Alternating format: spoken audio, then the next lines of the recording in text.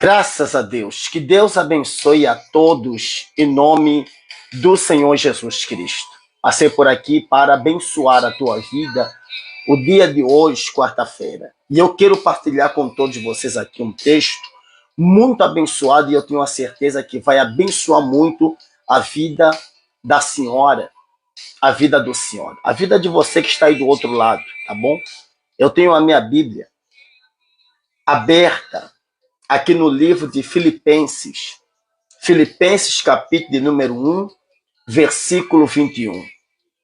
Filipenses, capítulo 1, versículo 21. Olha só o que está escrito aqui na minha Bíblia. E a palavra que na qual Deus colocou no meu coração para partilhar com todos vocês.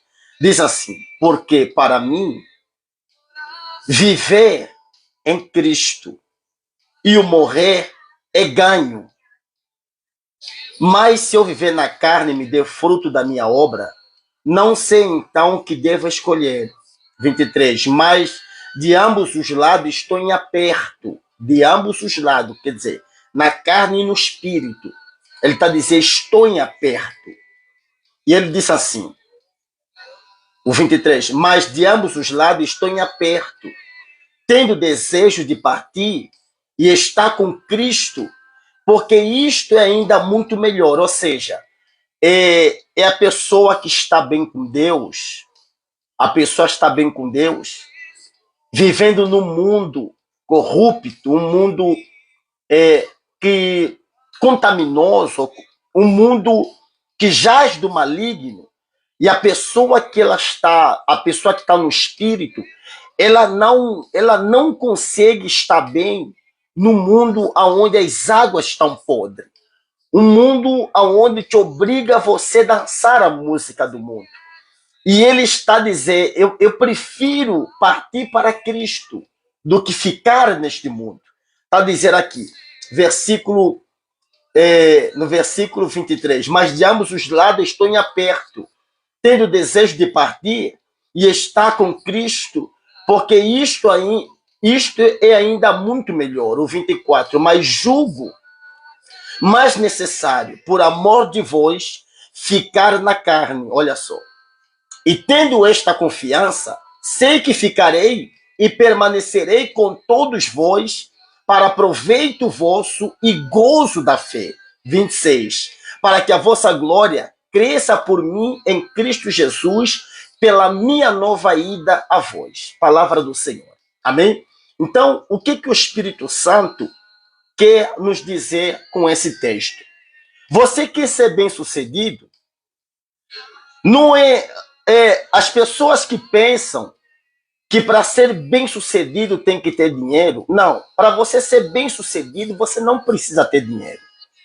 Para você e eu, para nós sermos bem-sucedidos, tudo que eu e você precisamos fazer é conhecer Jesus. Simplesmente isso. É conhecer Jesus. Para sermos bem-sucedidos, eu e você precisamos conhecer Jesus, face a face. Entende-se ou não? Durante as gravações passadas, os lives passados, eu falava a respeito de Jacó, quando ele, depois de 20 anos, saía da casa do seu tio Labão para a casa dos seus pais, para tentar se reconciliar, para tentar corrigir o erro que ele havia causado por conta da ansiedade, porque ele foi movido por um espírito chamado ansiedade. Ele queria se dar bem, ele queria ser bem-sucedido, mas ele não esperou em Deus, ele não procurou conhecer Deus. Ele não procurou conhecer Deus, ele então foi por vias ilegais. Ele foi por vias ilegais. E quais são as vias ilegais? Vias de mentira, ansiedade. Então Jacó optou por essas vias e ele acabou por criar problema. Mas depois de 20 anos, a Bíblia fala que Jacó entendeu voltar para a casa de seus pais, já tendo as suas mulheres, duas escravas, 11 filhos, já tendo também os seus bens. Então ele decidiu voltar para a casa de seus pais, para tentar corrigir o erro que ele havia causado por falta de conhecimento de Deus, porque ele não tinha conhecimento de Deus, então ele foi conduzido por uma força da carne e acabou por criar problema. Mas aí o que acontece? O sucesso vem na nossa vida quando você conhece Jesus, quando você entende Jesus. Porque quando você quer conhecer uma pessoa, você faz de tudo. Você faz de tudo para conhecer a pessoa, não é assim que acontece? Qual o valor que você dá para Jesus? Sabe por que você fica prometendo, meu Deus, eu nunca mais vou fazer isso, e você acaba por fazer? O teu problema não está no fazer, o teu problema é porque você não conhece. É por isso que muitos são assim. Tem pessoas que conhecem Jesus por ouvir falar, mas as pessoas que conhecem Jesus por ouvir falar são guiadas por instinto. São pessoas que prometem e não cumprem o que prometeu, porque não conhecem. Porque todo aquele que conhece Jesus é uma pessoa de palavra. Ele cumpre o que promete. Ele não faz para o seu próximo aquilo que ele não gostaria que fizessem para ele. Quando a pessoa conhece Jesus, porque ontem eu fazia uma pergunta em alguém, eu perguntava o seguinte: para falar com Jesus tem tempo? Tem hora para falar com Jesus? É preciso você marcar uma audiência para poder falar com Deus? Não, não é preciso. E por que razão hoje, para você falar com o homem, tem que marcar audiência? Hoje, o homem de tanto poder a tirar a honra de Deus para ele. O homem tá pegar a honra que é de Deus para si próprio. Porque para você falar com Deus, é exatamente isso que nos ensinaram durante muito tempo. Para falar com Deus, você não precisa marcar audiência. Para falar com Deus, você não tem hora para falar com Deus. Qualquer hora e qualquer momento, você pode falar com Deus. Não é assim? Qualquer hora, qualquer momento, você pode falar com Deus. Mas hoje, para você falar com o homem, tem que marcar audiência. Quer dizer, o homem está mais raro do que o próprio Deus.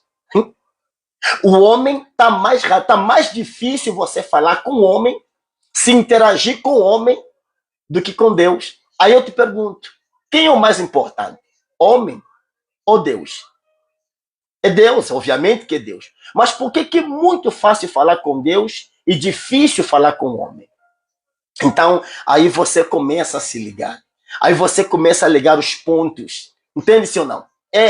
Então, as pessoas que não conhecem a Deus não dão o devido tratamento a Deus. Entende-se ou não? Porque quem conhece a Deus, ele sabe que acima de qualquer coisa, Deus está em primeiro lugar. Entende-se ou não? Qual é a sua história com Jesus? Você tem uma história com Jesus? Porque se você conhecer ele, você vai dar vida. O que você precisa fazer? Procura entendê-lo. Procura conhecer Jesus. Talvez você fale assim, há um conflito dentro de mim. Então fale com ele. Fala, Senhor, eu tenho um conflito dentro de mim e eu quero te conhecer. Por favor, permita-me conhecer o Senhor. Qual é a explicação? Imagine só, milhares de pessoas, dentre eles judeus, quando tocaram os instrumentos, música, todos eles se dobraram diante de uma estátua, menos Sadraque, Mesaque e Abednego, com a fornalha acesa e uma ordem: quem não se encurvar vai ser grelhado, vai ser jogado na fornalha. Eles não se encurvaram. Qual é a explicação que tem diante dessa atitude? Como é que eles não se intimidaram diante da fornalha? Você sabe o que é ser queimado vivo? Eles não se dobraram, mas por quê? Porque eles conheciam a Deus. E os outros que estavam aí, os outros judeus que já ouviram falar de Deus se encurvaram. Entende-se ou não? Porque entende isso. Na minha caminhada com Deus, no início do meu contato com Deus, quando eu comecei a me relacionar com Deus nos primeiros passos da minha vida, a vida cristã, a oração que eu fazia, eu sentia como se aquela oração estivesse a subir nos céus. Eu sentia isso. Eu sentia isso. No começo, com Deus, sentia isso. Sabe? Aquela fé de fazer a oração, de fazer com que a oração suba a Deus.